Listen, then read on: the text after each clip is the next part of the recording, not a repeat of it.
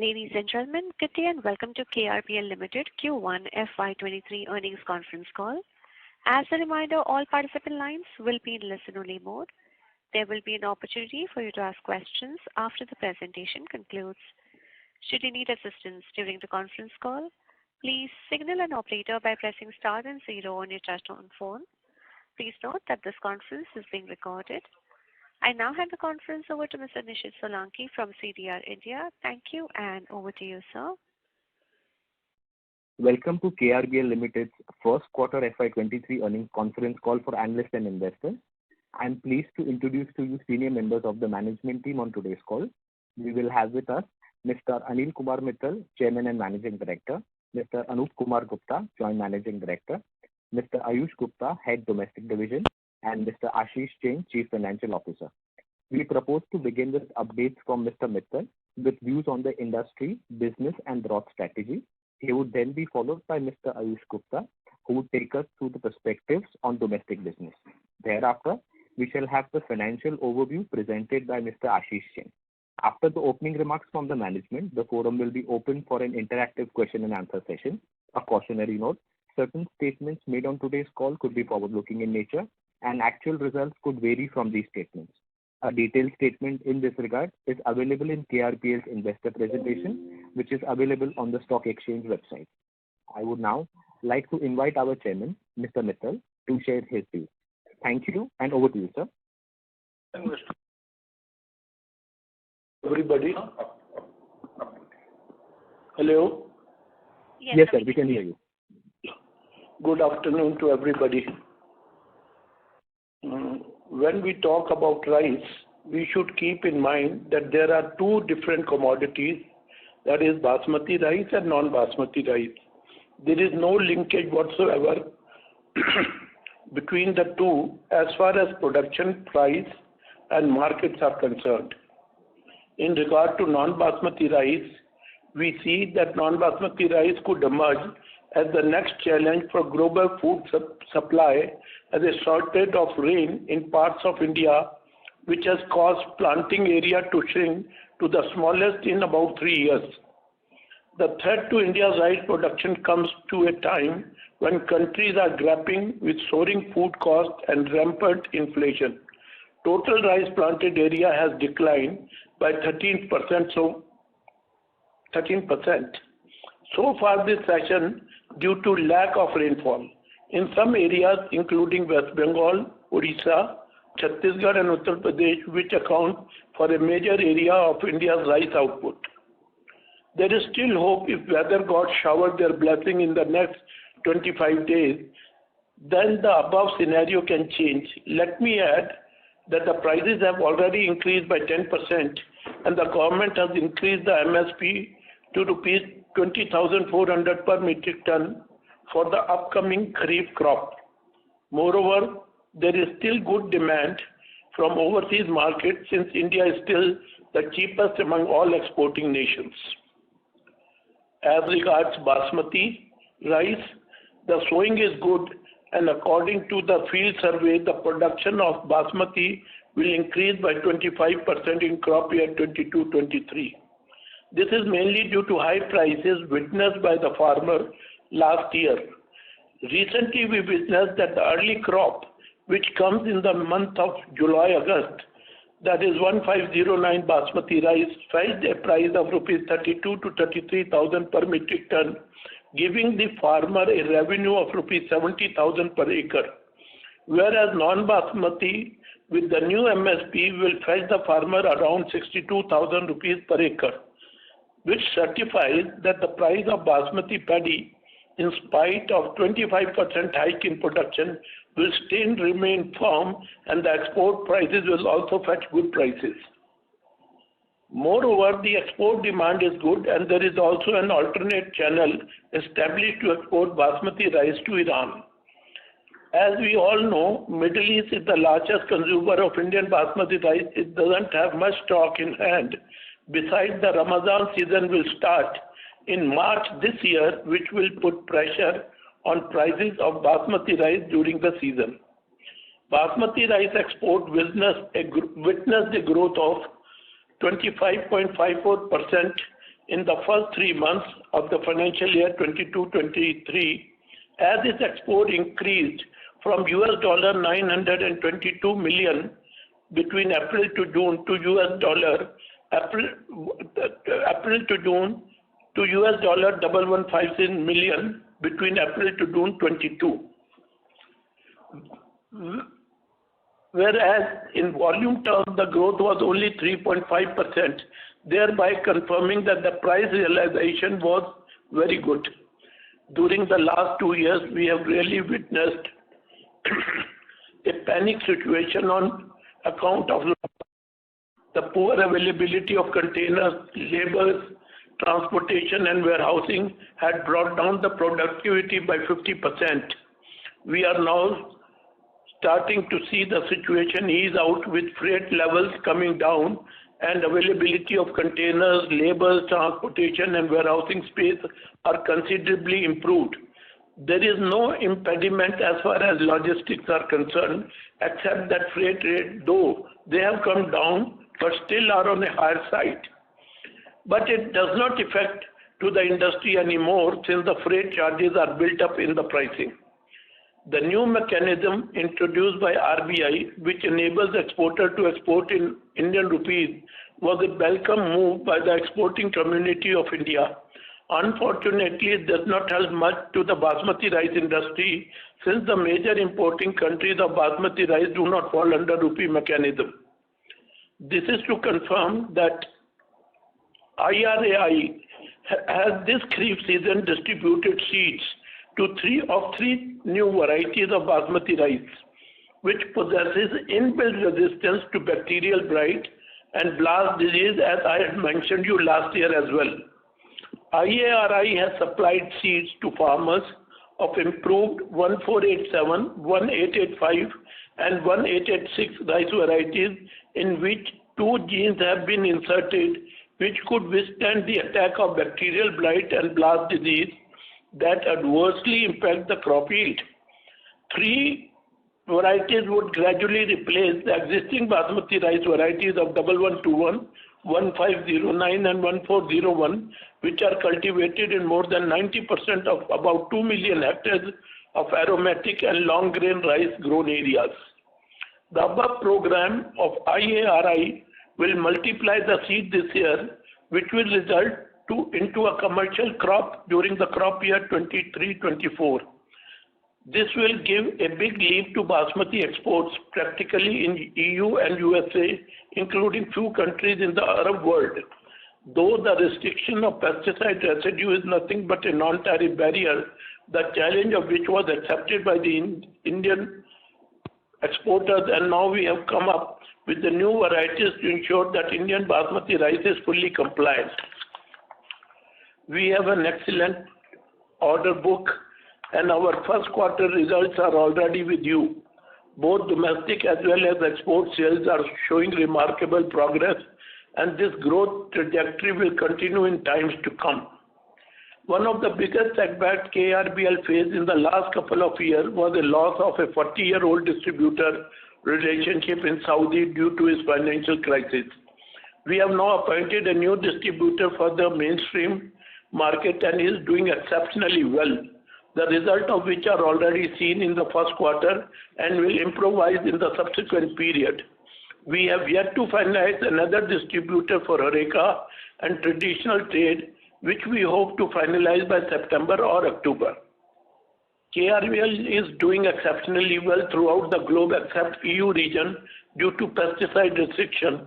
Let me add, it is not only KRBL, but the entire rice industry is facing hard time in EU.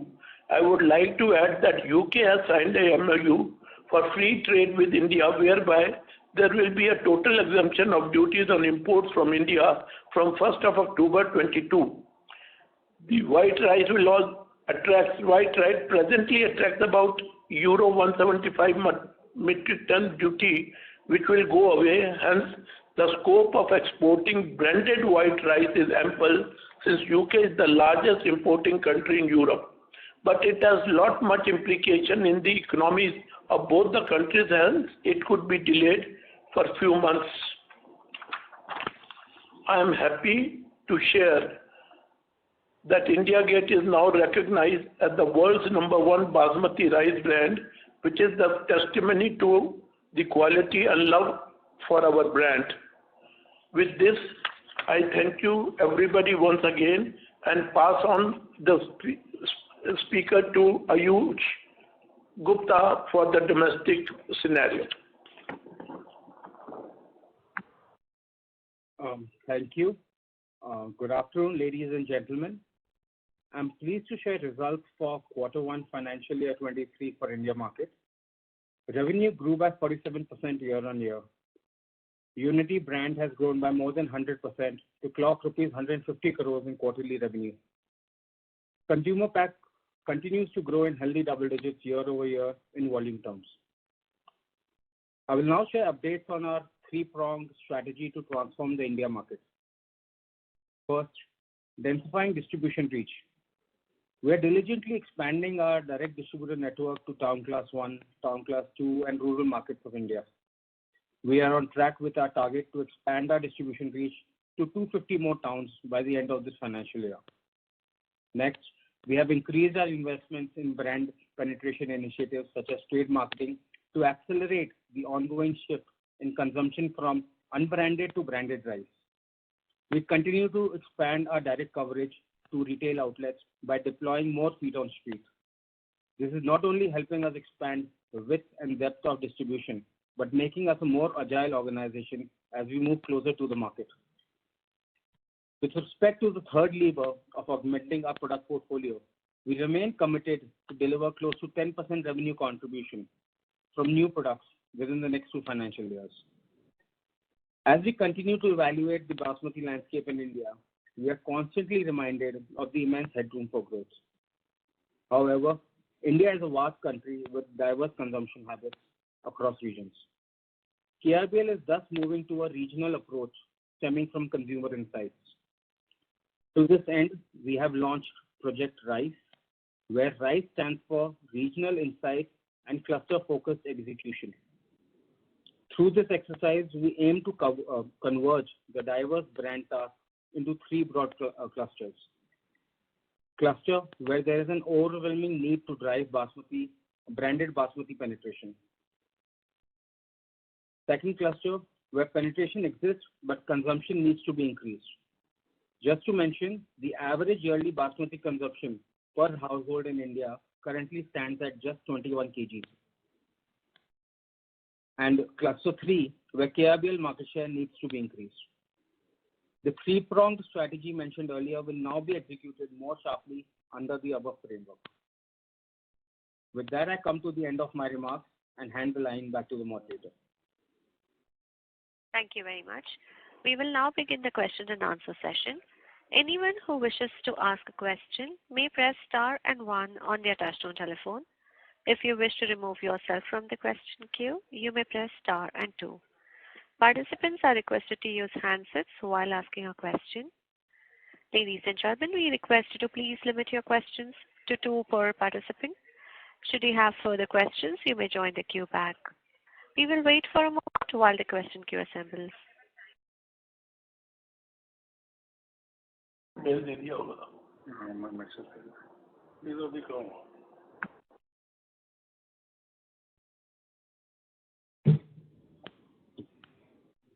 The first question is from the line of Amit Doshi from KRBL. Please go ahead. Yeah, thank you and congratulations for the great set of numbers. Sir, you did mention about jump in the exports, etc. But when we compare year on year, the numbers are not that kind of remarkable. While sequentially there is a good growth. So can you just comment on that as to, because last year also I believe that Saudi distributor was not in place, the new Saudi distributor. So what is the gap? As I mentioned, even in the last speech and in my today's speech also, that we had a very big setback as far as Saudi was concerned, and that's why the numbers were not very good in the past quarters. But since we have already appointed the Saudi new distributor, the results are before you, and by third quarter you will see an enormous good results from Saudi Arabia. That was one part. So it cannot be overnight. The numbers cannot be done. It requires some time. So we have to give a gestation period to the new distributor as well. Got it. Sir, as far as the domestic business is concerned, of course, the numbers have been really appreciable and a great effort, clearly. So this shift from unorganized to organized, and that is probably driven by the Unity brand. So what is the price gap between our brand versus the unorganized segment, and what is driving the shift from there to Unity? I was just trying to understand. Ayush, do you want to take that? Yeah. See, between a branded product such as India Gate, which is clearly carrying a USP of an aged rice, that is clearly selling at a premium of about 20 to 25% compared to the unbranded loose variants in the market. With Unity brand, our objective was to provide the non-aged steam versions to the consumer, which do not command such premiums. So Unity brand generally commands a premium of about 10 to 12% over the unbranded loose variants. So that becomes a much attractive ladder for a unbranded consumer to climb on to get into the branded bandwagon. And that's been a clear strategy for us, where we've been trying to drive more consumer penetration in our key markets, and that's working well for us. Okay. And in the presentation, slide number 14, the market share is mentioned at 32% for traditional trade and modern trade as 37%. Could you give figures of what it had been prior to, say, probably 1 year back, or some comparable numbers, just for the understanding purpose? Ayush, I don't have. Ashish, would you have numbers from? I don't have numbers from last quarter. I don't have them. I think he's asking for 1 year back. I don't have the number, but probably share it separately. Sure. Thank you, and all the very best. Thank you. The next question is from the line of Pritesh Chheda from Lucky Investment Managers. Please go ahead. So I have 3 questions. One, putting to your slide 4, I couldn't understand these growth numbers, where your quarter growth number is 21%, and you have mentioned some growth numbers for domestic business at 47 and export business at 73. So I couldn't understand these numbers. If you could help us clearly on YOY, what is the situation? My second question is, somewhere in the presentation, it is mentioned that there is 25% increase in basmati price realization, but I don't see any impact on the gross margin side. So, what is the reason? And I have one more question. In the last quarter, we had given the bifurcation on the loss of business in Saudi and Iran, certain volume numbers, certain value numbers, and based on that, we had mentioned that half of that business will be recouped in FY23, which means about a plus 20 or 25% top line growth for the company for FY23. Where are we on that journey in terms of growth for FY23? So these are my 3 questions. Yeah, this is Ashish. I'll address the first one. So the overall growth in revenue is at 21%. Okay, this comprises 47% quarter-on-quarter growth, which is against first quarter of last financial year. For domestic business was at 47%. For export, the same number was a degrowth of 4%. The 73% that we mentioned in the presentation is against the preceding quarter, and the idea there was to highlight the change in trend that is clearly observable in export revenue. Okay. And is it possible to share in this 20% what is the volume decline number or the growth number? Sorry, we don't give out that data separately, but we've shared separate growth numbers for the 2 segments in value terms. Okay. Can you directionally at least mention that there is a volume decline or a growth?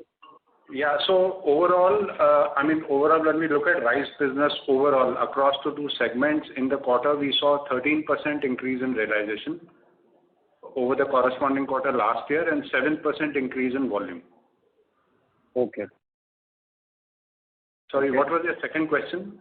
Sir, price increase and gross margin reflection is not there.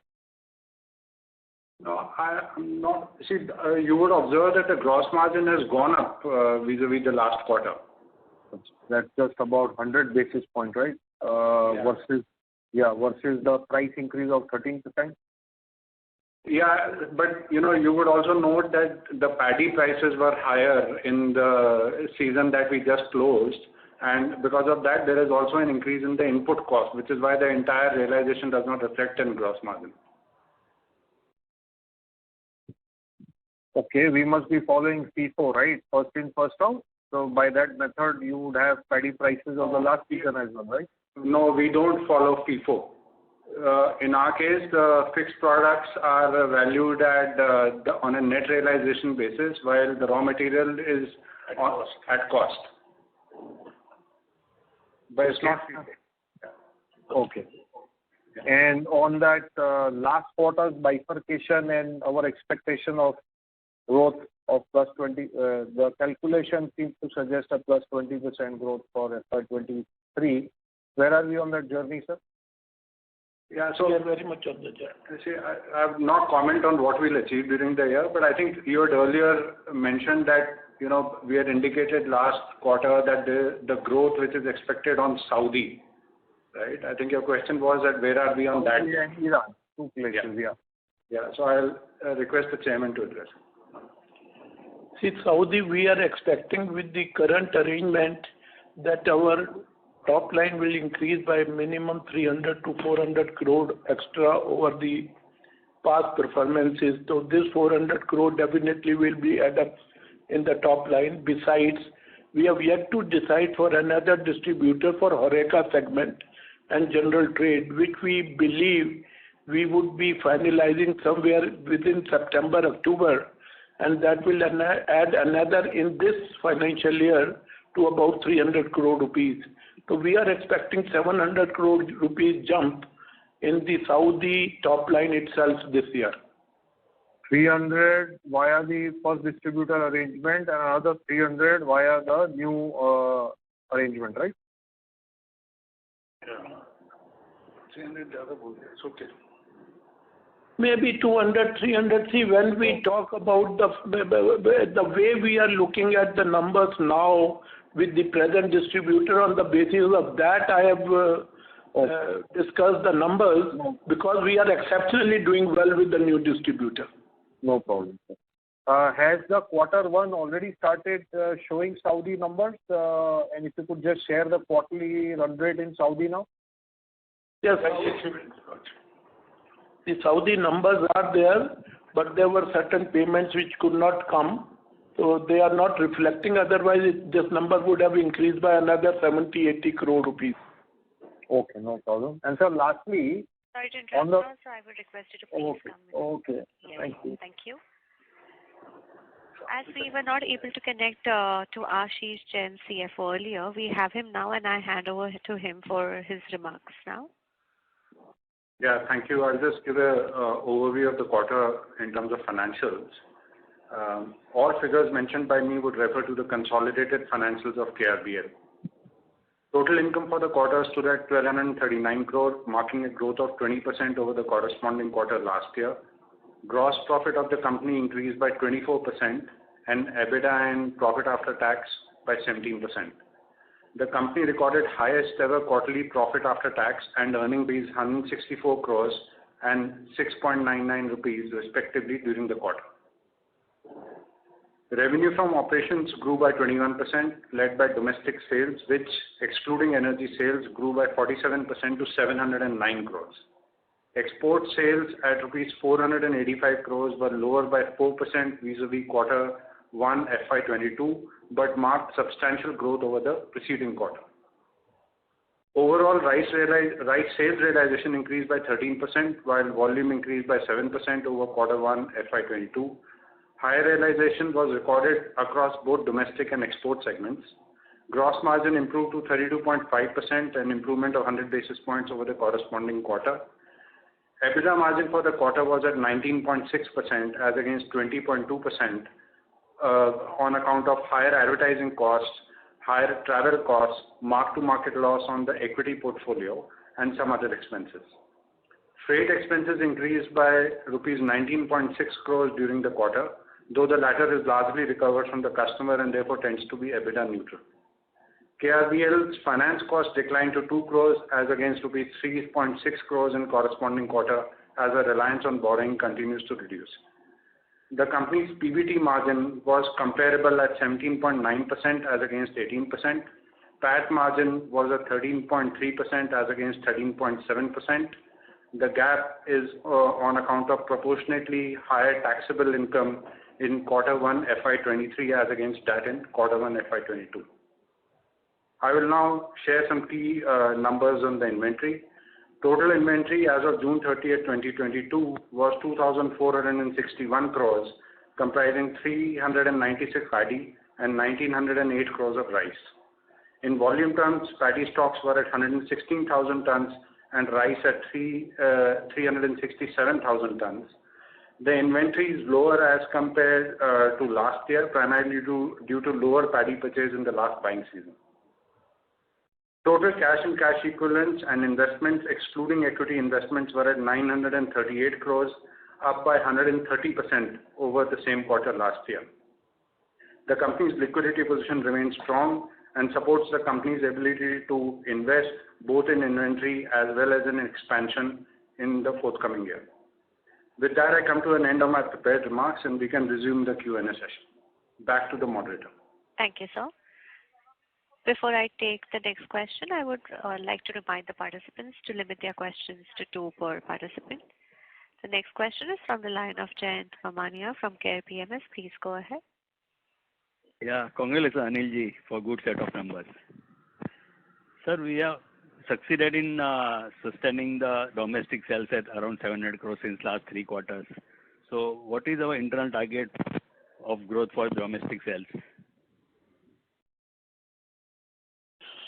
You see, we are expanding domestic market and we are of the opinion that it would be around 50% of the revenue. If my revenue goes 5,000 crores, so we are targeting around 2,500 crores to 3,000 crores this year. So at the 700 run rate, it will be around 2,800 already this year. So yeah, so maybe it will cross 3,000 crores. Okay. So what would be our EBITDA margin in case of domestic sales? We are on an uptrend. I don't know the figures, but we are on an uptrend. Yeah. So what would be EBITDA margin domestic sales? We don't have EBITDA margin, but as a company policy, our EBITDA will always be in the range of 15 to 20. That is a big number I have given. It can be, but I can't comment on what is the domestic EBITDA and what is the export EBITDA. Okay. Sir, you said this season the non-basmati rice prices are expected to remain strong because of the lower production expected. So what would be our strategy to stock this season, considering the higher price of basmati? Let me tell you, when we talk about the higher price of basmati, it was in the mind that though the production is higher by 25%, even then, due to shortage of non-basmati rice everywhere, the prices will remain firm. That is number one. Secondly, MSP has increased to 20,400 rupees. It means the farmer will have an income from the government minimum support price paddy to about 62,000 rupees. Whereas if the farmer gets, let us say, less than 32 or 32 rupees, he will have no interest in growing basmati rice. Therefore, the prices of basmati rice, I said, will remain firm because minimum we have to achieve anything between 65 to 70,000 rupees for the farmer to have interest in growing basmati rice. That is why I have mentioned that the prices will remain firm this year in spite of 25% increase. Moreover, the demand, let me tell you, the demand has increased, which you will witness in the next quarter. The demand has definitely increased, And this year, I expect that the figure of India should touch about 4.5 million tons as compared to 3.9 million tons last year. So these are the two reasons where we feel that prices will remain firm. No, your question was on buying. So definitely this year we'll be buying more. We'll be buying more compared to last year, compared to last 2 years. We'll be buying more. Okay. Sir, we are not that good in US market, and you said with new varieties the pesticide residue level will be complied. So what would be our strategy for US market? See, definitely not this year, but next year when commercial crop comes of compliant rice, definitely our share will increase in not only in America, in many other markets where there is an obstacle of being non-compliant. So I'm quite sure that we will do much better in these countries when the compliant rice is available in abundance. Okay. Thanks a lot. Thanks and all the best. Thank you. The next question is from the line of Nisarg Vakharia from Revanta Funds. Please go ahead. Yeah, good afternoon. Since you mentioned that Unity as a brand has started contributing in a big way in this quarter, can you give us a rough indication as to what are the approximate gross margins in the domestic portfolio versus the export portfolio? Yeah, I think we just clarified that we'll not be able to share segment-wise gross margins. The overall number is already with you. Okay. Just asking this because Unity, you said, is not a very premium brand as compared to what we sell. So I was trying to get a indicative sense from you guys. So anyways, we've appointed a new distributor in Saudi Arabia. Does it mean, and it's safe to say that the last 2 quarters of performance is now behind us and this is a more or less steady state run rate or base for us in terms of profitability? Yeah, you are correct. You are right. Okay, that's great, sir. And lastly, sir, you gave a clear roadmap on the exports front. Can you also tell us how much can Iran contribute in terms of export revenue for us whenever that goes through, approximately, in FY23 or in FY24? FY23, so definitely we will have a respectable share in Iraq because we are...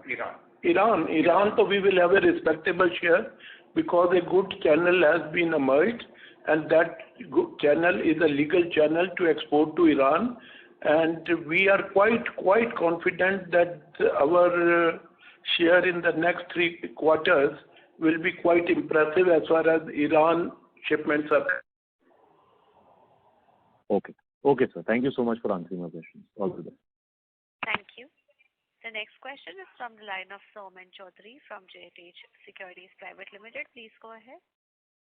Good afternoon, sir. Thank you for the opportunity and congratulations on significant improvement in performance in this quarter. I am referring to the presentation where you have talked about a 25% increase in realization in the current quarter, YOY. So what would it be like quarter on quarter? Would it also be a similar trend like 20-25% increase over quarter 4?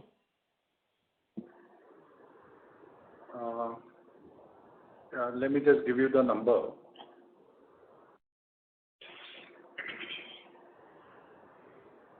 It won't be 25. It is not 25% over the preceding quarter. Okay. Yeah. It is in the India market at least we are at about 10%. So I think that's going to be I think that's similar number overall. 10% growth only. Yeah. Not growth. Okay. So no, I think you were asking about realization. Yeah. 10% increase in realization quarter on quarter. Yeah, that's right. But in the export market, it should be better than that, I think. No, I think realizations tend to be higher in the export market as we've explained in earlier calls. But I think overall, if we see the quarter-on-quarter increase in realization, I think it's similar across both domestic and exports. But my sense was quarter four realizations were impacted because of the Saudi distributor issue, and this quarter it seems a little bit better than that. It is still 10% only. Yeah, I will just clarify. I think your question was that how does the realization compare to the preceding quarter? Yeah, that's right. Yes, sir. Yeah, so I think what we responded was that first the trend is similar in both domestic and exports, and the number across is about 10% improvement over the preceding quarter. Okay. Okay, fine. So that's it from my side. Thank you. Thank you. The next question is from the line of Himanshu Upadhyay from O3 Capital. Please go ahead. Yeah, hi. Good afternoon. My first question was, despite this 25% increase in sowing for Basmati, we expect the Basmati prices to be high this season. Hello? The reason is that Government of India has increased the MSP to 20,400. That's number one. So in comparison, it will impact the Basmati pricing as well. That's number one. Number two, the Basmati buffer stock with the government is depleting because of this giving free ration to 80 crore people. And moreover, this year the crop is lesser by 13% overall because of the rain shortfall. These two things will also impact the Basmati pricing, and that is why the Basmati prices, in spite of 25% higher crop, will increase. And let me clarify that if we take the crop of non-Basmati as around 120 million, less 13%, whatever it is, Basmati rice production is just 7 to 8 million, which is 6-7% of the total crop. So that 25% increase versus non-Basmati rice has got no correlation, but the price impact will definitely come. Okay. Okay. And we had spoken about going into regional varieties of rice also, okay, for the last 1.5 years. So would we start buying those also, and what is the progress on the capex we were to do for the regional Basmati rice? Yeah, we are actually buying rice, but we are in process of putting rice mills. In Karnataka, we have bought the land, and it is under process. The construction will start in next 60 to 90 days. I think we will be able to catch FY24. Okay. FY24, the production will come.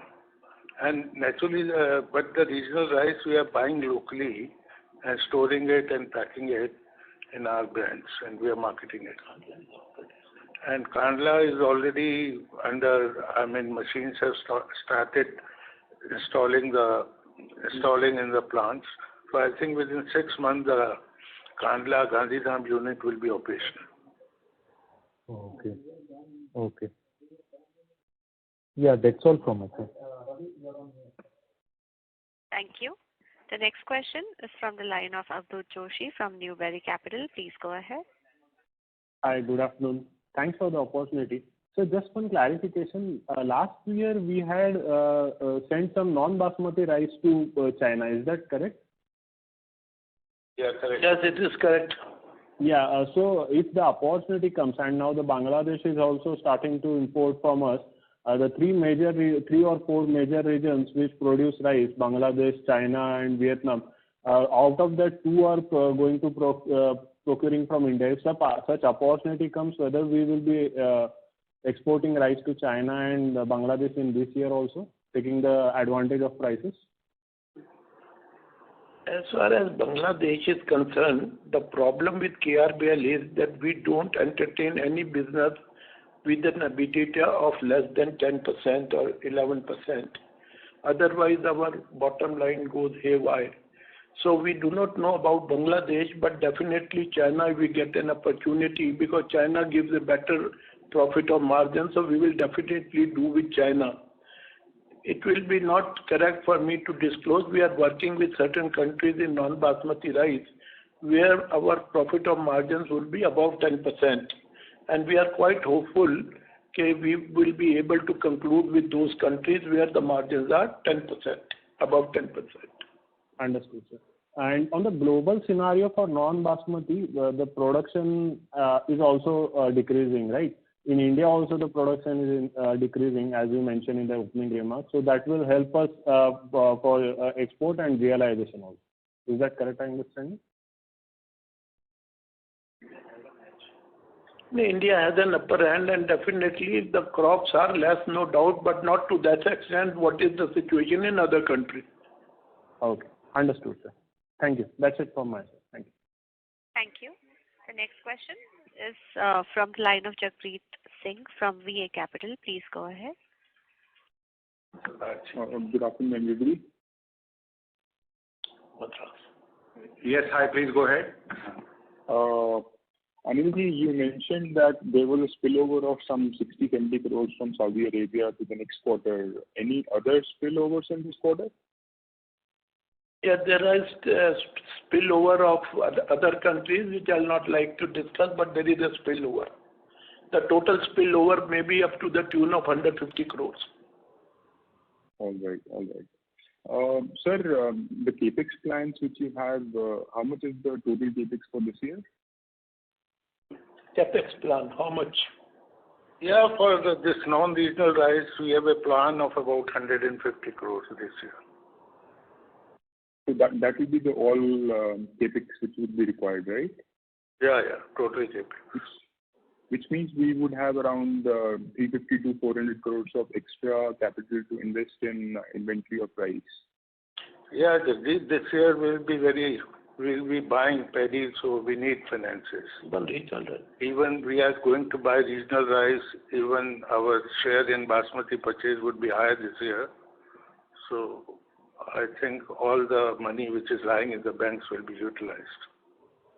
Okay. And sir, any color on the growth in the premium segment rice like classic and super? Is that segment growing as fast as, let's say, Unity is presenting most of the additional numbers? Is your premium segment also growing? See, I will. You can ask. I can reply to you separately on this. See, these numbers of classic and super.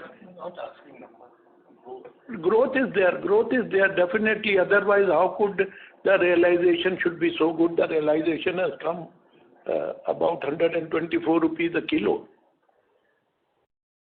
The average realization is coming under 24 rupees a kilo. You can understand, therefore, there is a growth in the premium segment. Okay. How much would be the growth? 10-15%? Actually, for domestic market. Yeah, please continue. Yeah, at least for domestic market, I had run some numbers, and for India Gate Classic and Super, we have done exceptionally well in Q1, and we've recorded 60% volume growth in this particular segment. So it's actually beating our overall performance, and premium segment has outperformed the overall performance. Wonderful. Right. Thank you very much. The DG when bottom line improves, it means our premium segment sale is going up. Okay. Thank you very much. Thank you. The next question is from the line of Nikhil from SIMPL. Please go ahead. Yeah, hi. Good afternoon. Thanks for the opportunity and congrats on good set of numbers. Two questions. One is on the Horeca segment in India. Are we back about to pre-COVID level in terms of volumes, or what is the sense you are getting? And because for Horeca we used to sell under the Unity brand, so what percentage would be Horeca and what percentage would be retail? Ayush, do you want to take that? Yeah, I'll take that. Thank you. On the Horeca front, we were back to higher levels pre-COVID at least 2 quarters back, I believe. And Q1, we are actually, I would say, if I don't have my numbers correct, but I would take a guess at about 40% increase from pre-COVID levels in the Horeca segment. And when it comes to Unity brand has historically been primarily a HoReCa brand. More than 85% of revenues still come from the HoReCa segment for that brand. However, we are aggressively promoting the consumer pack range of Unity through our expanded distribution network. And we are hopeful to see much better growth in the consumer segment as well. And I would like to add one thing due to this recent GST notification, where the taxability on the branded and unbranded has become equal, and we are now at a level playing field. We used to pay 5% tax while others used not to pay.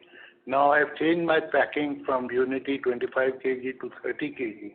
So as per government notification, above 25 kg, there is no tax for everybody, whether it's a registered brand or a non-registered brand. And I hope with this, our HoReCa sales will improve very much. Thank you. Okay. And secondly, sir, in Saudi, I think even in last quarter, you had mentioned that the demand for our brand was pretty strong. And this quarter, we would have done a lot more channel filling. So on the secondary sales, are we seeing a similar kind of trend sequentially, what we have seen in terms of the export demand? Or can we say there is some channel filling in the numbers and probably that number may subsidize in following quarters? The channel demand is very good. What's your question? Repeat again. My question was, I think for last 2 quarters, we had issues with meeting the demand in the modern trade and all.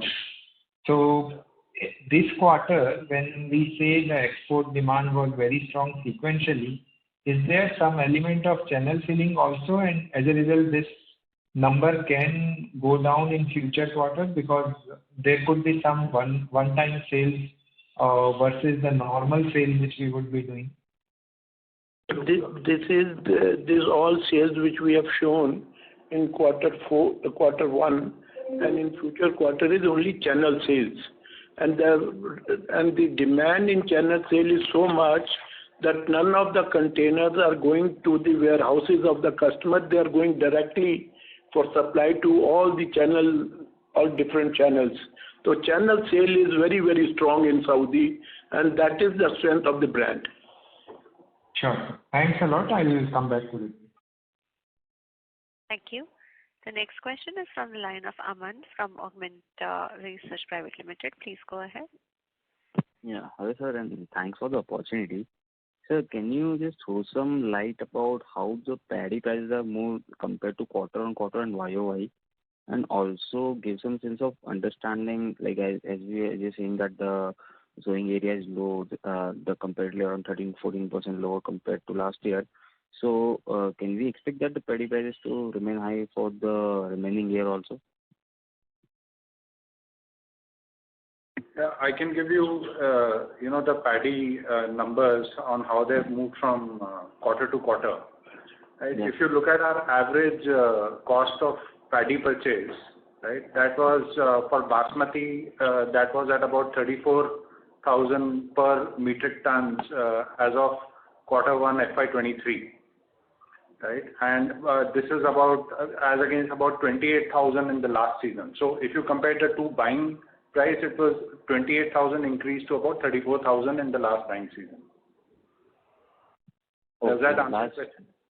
Last buying season as in during the quarter 1 of FY22. December quarter. Yeah. Okay, sir. And like how are we like? Can we expect the prices to continue at this level for the paddy thing because of lower sowing this season? And yeah, paddy prices will be strong, as Anil has already told you. Number one, there are a lot of reasons. Number one, the government has increased MSP, the area of non-basmati is less, so there will be a pressure on basmati, and the demand in export is quite good, and there is no carry forward stocks with the rice millers and exporters. So naturally, in the new buying season, everybody would be a buyer.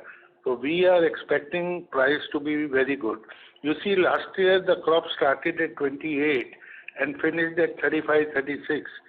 This year, we hope the crop will start at 32, 33 compared to 28.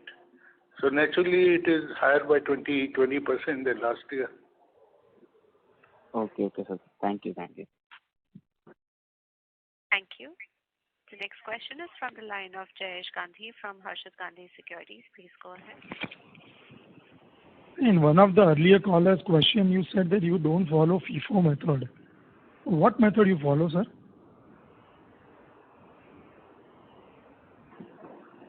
Sir, it is paddy prices are at cost. Whatever the cost is, that will go. That will be the cost. There is nothing FIFO. I mean, it is the average. If the average of everything is A, so it will be A. So you mean to say for example, if we have a paddy stock of say 6 months, 6 months prior price will be there, or is the average of the 6 months price that we book? Yeah, so I'll add to what Anupji said. See, from a calculation perspective, we use weighted average, so it's not first FIFO.